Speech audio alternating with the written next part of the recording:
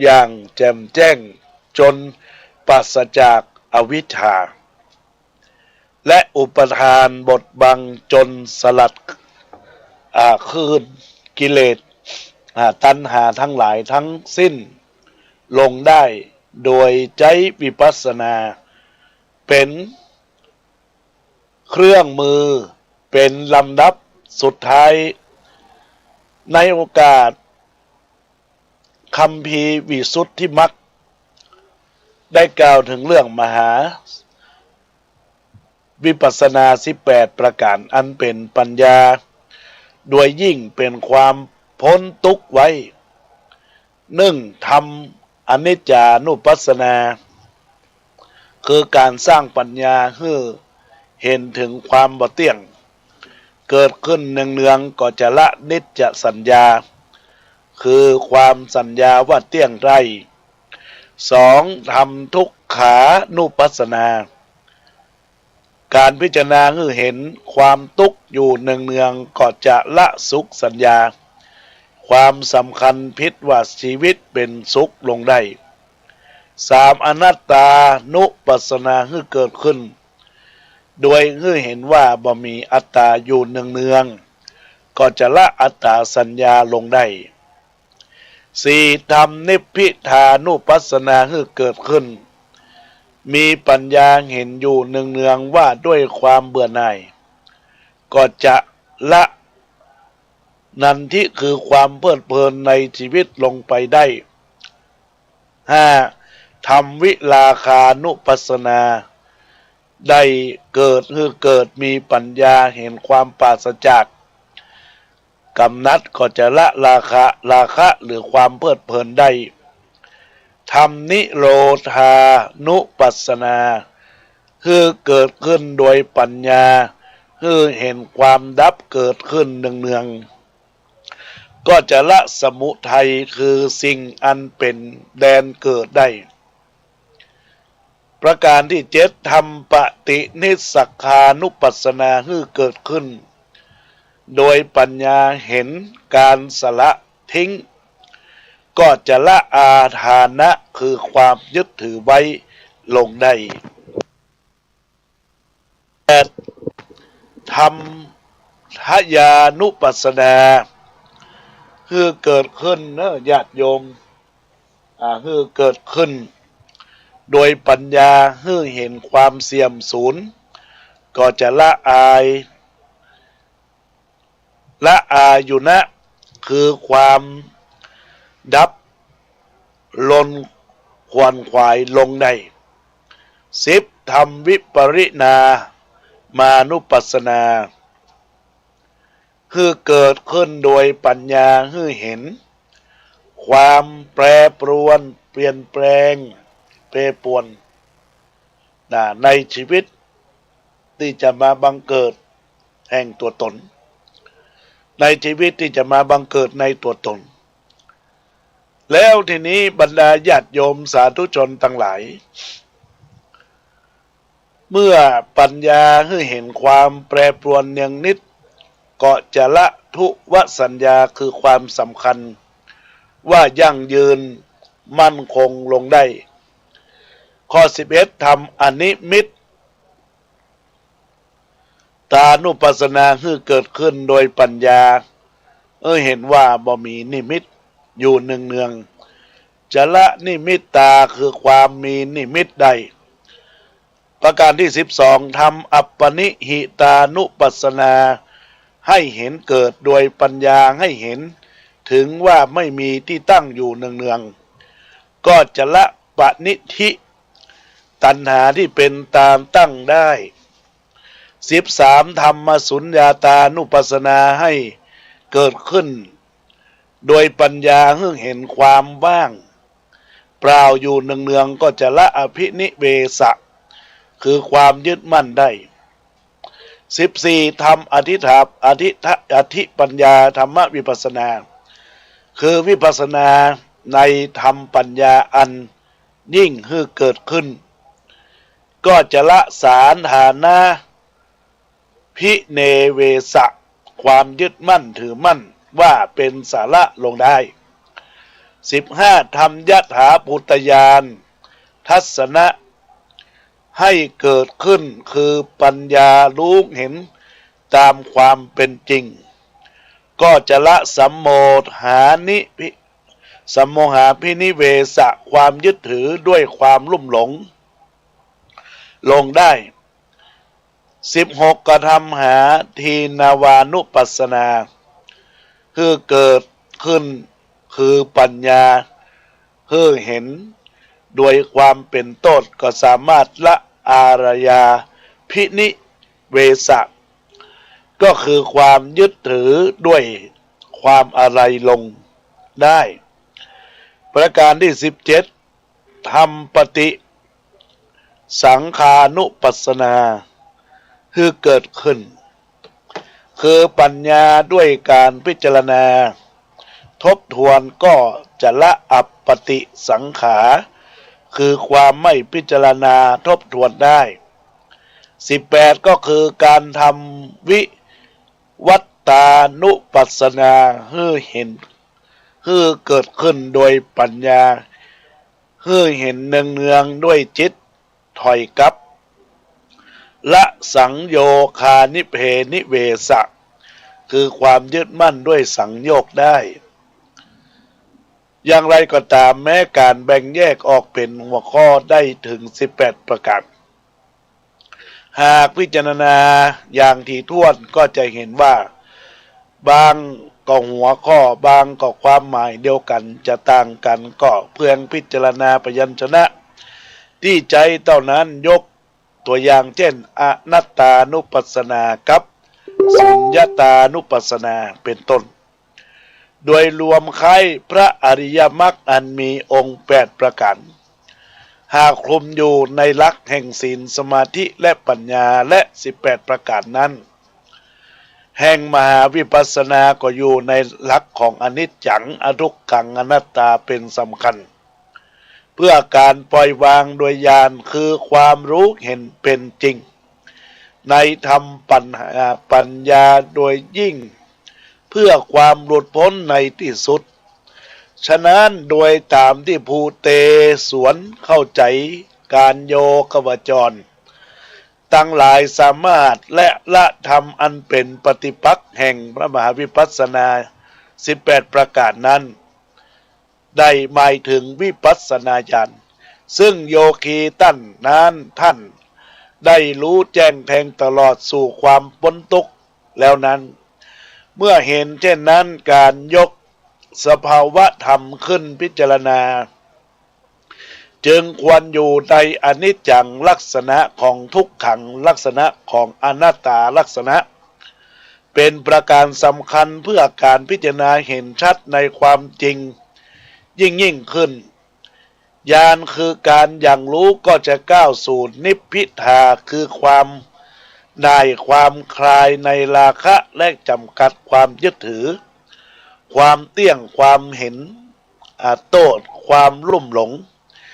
โดยไปโดยปริยายนั่นเองซึ่งก็จะตรงกับคำสอนของพ่อแม่ครูบาอาจารย์สายปฏิบัติสายพระป่ากรรมฐานนะญาติโยมการทำกรรมฐานก็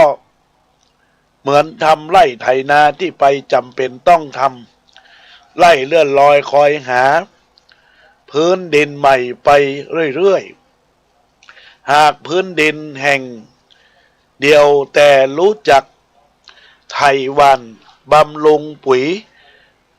เก็บพืชผลเข้ายุ่งเข้าชางไปด้วยความหมั่นเพียรก็อาศัยได้แล้วปัญหาจึงอยู่ที่ว่าความสำเร็จทั้งปวงก็จะบ่เกิดขึ้นได้ถ้าบ่เริ่มต้นประกอบกิจกรรมทำอย่างเสียแต่วันนี้เพราะรอให้ถึงวันตายก็สายเสียแล้วญาติโยมสาธุชนพุทธบริษัทต่างหลายทุกท่านทุกคนที่ได้มีความตั้งใจรับฟังธรรมะจากสิ่งที่เป็นผลคุณงามความดีเอาละบรรดาญาติโยมอาตมาภาพก็จะได้ทักทายญาติโยม เป็นช่วงเนาะอันนี้เป็นช่วงแรกเขาก็ตักกันก่อนนะเดี๋ยวเขาก็ก้อยฮือธรรมะไปแถมฮือธรรมะไปแถมเพื่อเป็นประโยชน์กับสิ่งที่จะดีงามงดงามในตัวในตนในสภาวะความเป็นอยู่ในจิตในใจเนื้อญาติโยมเพราะฉะนั้นศรัทธาสาธุชนท่านทั้งหลายหากว่าอยากจะร่วมเป็นเจ้าภาพคือกับตังวัดตังบาในเรื่องของการทำหัววัดละ200นะอาตมาภาพก็เจริญพรญาติโยมได้ศรัทธาญาติโยมที่ได้โอนมาแล้วเจริญพรแม่กองพันตุ่มอินแม่โอนมาเรียบร้อยแล้วจ้าอนุโมทนายินดีเรียบร้อยแล้วอนุโมทนายินดีกับแม่ด้วยนะสร้างบุญสร้างกุศลจริงๆประกาศเมื่อไหร่ก็รับเมื่อนั้นอนุโมทนาขอบคุณนะแม่นะสาธุสาธุแล้วก็ไปลืมมานะงานปล่อยหลวงมาได้ไหมแม่ไปได้แม่ก็จะไปให้ลูกไปส่งปาส่งนะมาให้มาวันที่27ช่วงเที่ยงครึ่งนะตอนแบบนี่แม่ไปไหนไม่ค่อยได้ต้องไปกี่โมงมากี่โมงมาตอนเย็นเหรอตอนเช้าไปใส่บาตรนั่นแหละแม่ไปได้ก็มาเช้าวันที่23นะ23สัก5 โมงมาเลย5 โมงมาถึงวัดเลยจ้ะสาธุสาธุอนุโมทนานะแม่นะยินดีจ้าสาธุอันนี้อนุโมทนาขอบคุณกับแม่กองพันตุ่มอินในสายที่1เปิ้นก็รีบโทรมาแจ้งว่าโอนแล้วก็โอนแล้วเนาะอนุโมทนาขอบคุณกับทุกคนทุกท่านมีโอกาสได้ถวายในโอกาสถวายทานหัววัดหัววาอารามที่จะมากินมาทานงานปล่อยหลวงเจริญพรแม่บุญเลื่อนบ้านปลานโอนมาเรียบร้อยแล้วเนาะแม่ปีมาตูมเดี๋ยวไปแล้วเนอะโอนเรียบร้อยแล้วแม่อนุโมทนาขอบคุณตัวนั้นคุณยักษ์ตัวเจ้าโมดเปิ่นอยู่ในราชภัฏทันยาอันกะตัวเจ้าที่ไหนเปิ่นนิมนต์ไปเทศเปิ่นฮู้จักโมดเป็นมาอ่านว่ามันทำเป็นเจ้าหน้าที่ราชภัฏทันยาจ้าอันกะดีแล้วเหรอ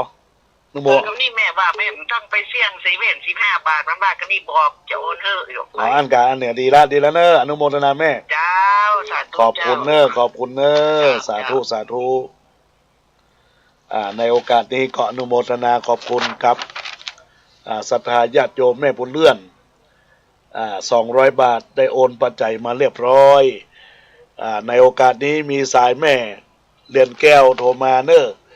แม่เรียนแก้วก็โทรมาทำกรรม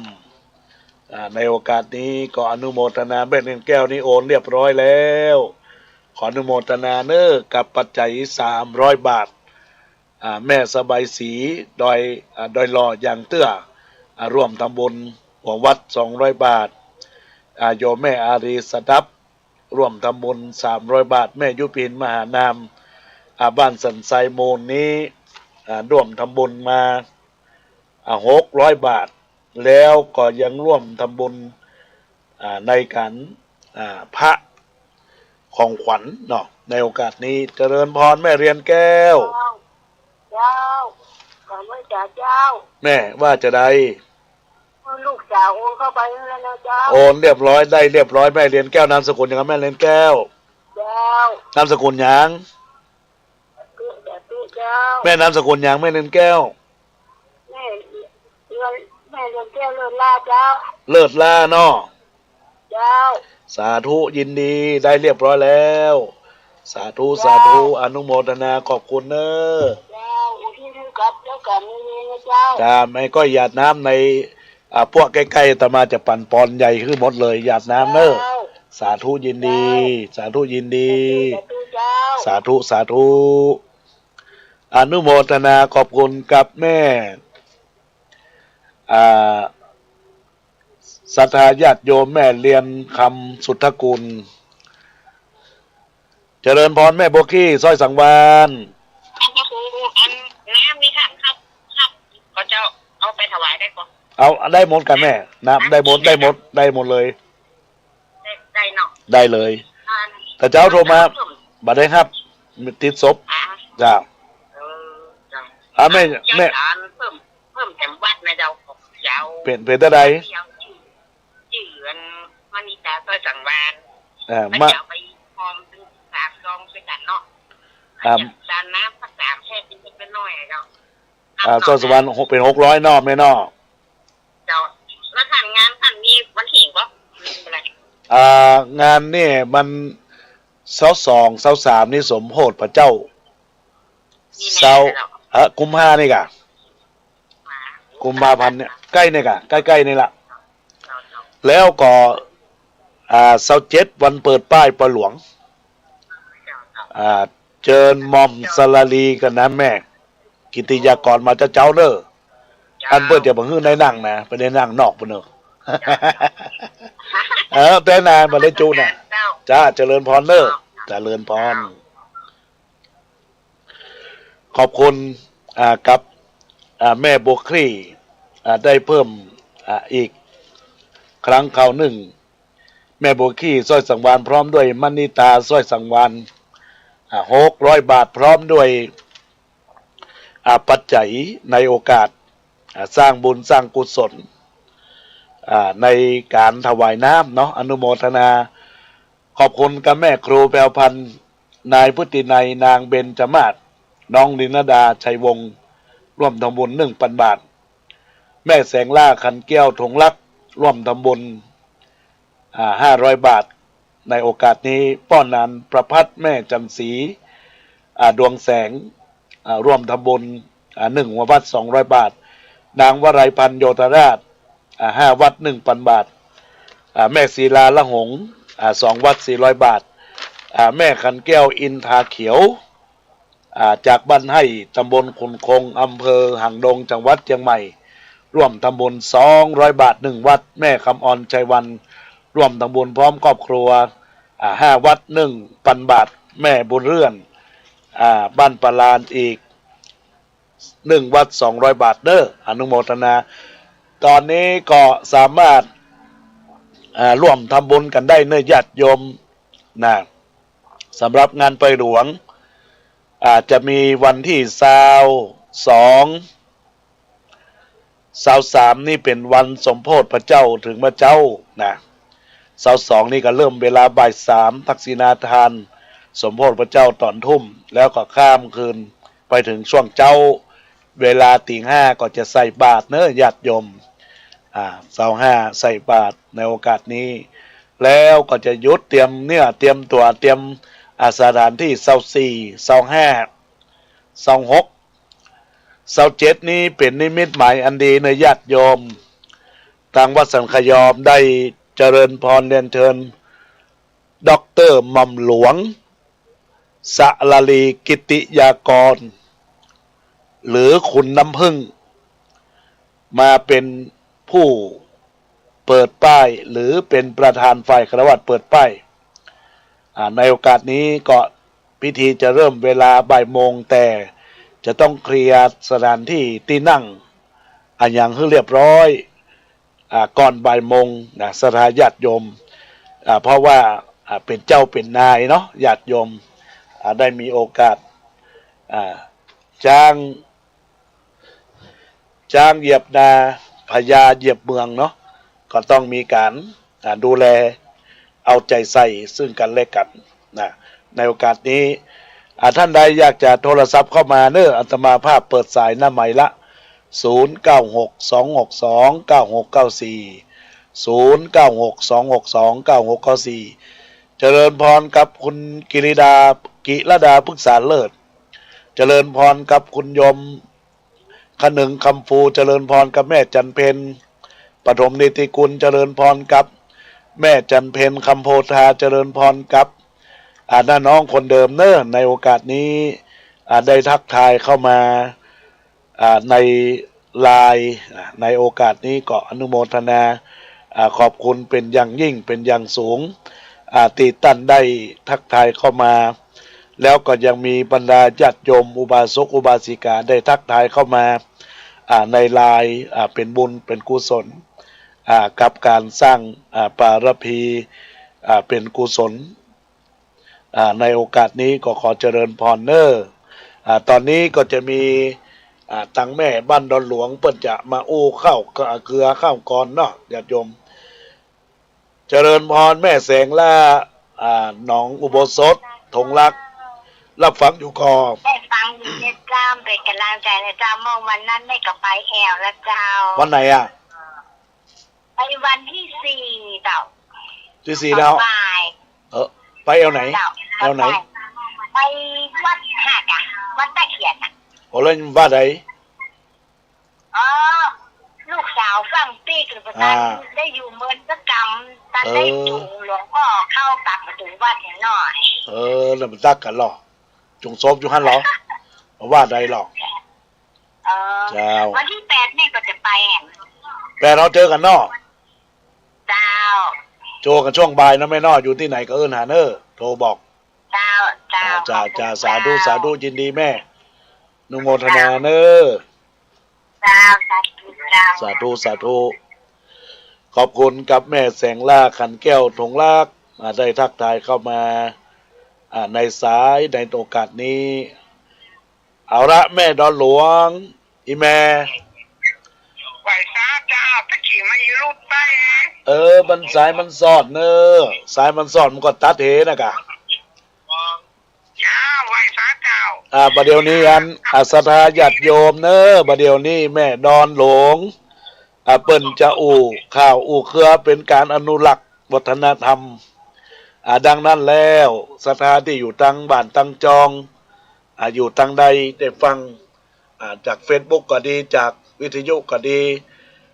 ตั้งอกตั้งใจในข่าวในก่อนที่เปิ้นจะจะจ๋าเด้อก็ขอเจริญพรแม่ดอนหลวงแม่หยังก็เจ้าแม่น้อยกันนัดเจ้าแม่น้อยกันนัดเด้ออนุโมทนาขอบคุณว่าเลยแม่มาค่ะปูจ้าโอวาปาติโมกเจ้าพุทธดึงโลกปฏิบัติกันคำสอนพุทธะมี80,000ขันตายแถม4ปั้นย่อเหลือ3ข้อละชั่วทำดีลูกหลานพ่อจิตใจแถมนอสดใสเนื้อเจ้ามีผีสู้สงเหมือนนัดมาเฝ้าปั้น200เจ้าปลาย50 ตนมาโลมตัวกันบ่ได้นิมนต์วันจาตุลงสันนิบาตเจ้า3ขอบ่ได้ยิงใจหนุ่มเฒ่าละชั่วเนื้อเจ้าทำดีเนื้อนายขอ3นั่นกาทำจิตของใสนี่แหละหัวใจศาสนาเจ้ากินเจสักวันกินผักกับข้าวกินปลาก็เจ้าเว้นกินสักวันอาหารจานสาวจานลอยจานปันผ่านต้อง1 วันน่าจะหมดเจ้า12 กุมภาเอาหนุ่มเฒ่าเป็นปุดเนอเจ้าเลยนะเมินในมีมาค่ะปูจ้าตัดวันปุดกาเมินมีเจ้าเฉพาะมาค่ะนี่มี13 ตอนกำลังออกไปบ่กี่ตอนเด้อเจ้าไหวซะเจ้าอันนั้นอย่างน้อแนะนำชื่อปัญหาแม่หยังแม่น้อยกันนัดบันดอนหลงเจ้าแม่น้อยกันนัดบันดอนหลงเนอเพิ่นได้อนุโมทนาสาธุได้ร่วมในรายการตัวเปิ้นขอเมตตาเนออนุโมทนากับบรรดาศรัทธาญาติโยมสาธุชนพุทธบริษัททั้งหลายเนออนุโมทนาขอบคุณเป็นอย่างยิ่งในโอกาสนี้ตอนนี้ก็ยังสามารถจากันได้ทักทายเข้ามาเอื้อนเอ่ยกันได้เนอญาติโยมในโอกาสนี้ก็เป็นบุญเป็นกุศลกับทุกคนทุกท่านที่ได้ตั้งอกได้ตั้งใจในการสร้างความดีผลความดีบารมีก็จักบังเกิดกับตัวเฮาเนอญาติโยมสาธุชนอันนี้เป็นคนยองเนาะคนยองมันป่าซางเปิ้นก็ได้ออกรายการของพระอาจารย์เค สปุงหลงสปุงน้อยเนาะเรียบร้อยแล้วเปิ้นก็ขออาตมาภาพได้ไล่คำกรความดีละเว้นจากความชั่วทำจิตใจคือบอกบริสุทธิ์เนี่ยญาติโยมเจริญพรแม่สุพินใจจินดาเพิ่นบอกว่าแม่ก็จะขอร่วมทำบุญปล่อยหลวงเนยนะเจ้าอนุโมทนาแม่สุพินชัยจินดาตัวเนอที่มีเมตตาในโอกาสที่ได้สร้างบุญสร้างกุศลร่วมกันมาอยู่ตลอดบุญใดกุศลใดที่สร้างแล้วก็ขอเป็นบารมีส่งยูไปถึงบุญกุศลที่ท่านทั้งหลายได้กระทำบำเพ็ญตอนนี้อัตมาภาพจะได้รับได้เบรกสักครู่หนึ่งเนาะญาติโยมเดี๋ยวจะเข้ารายการต่อฟังเพลงไปเฮียก่อนเนอะญาติโยมทั้งหลายแต่ยังไม่ได้ออกรายการเพราะแทนรายการท่านพระครูประรัตน์นิพนธ์ภูริวัตโกเนอะญาติโยมดังนั้นแล้วก็ตั้งอกตั้งใจฟังในต่อไปเนอะขอเจริญพรก่อนเนอะเดี๋ยวได้ฟังต่อไป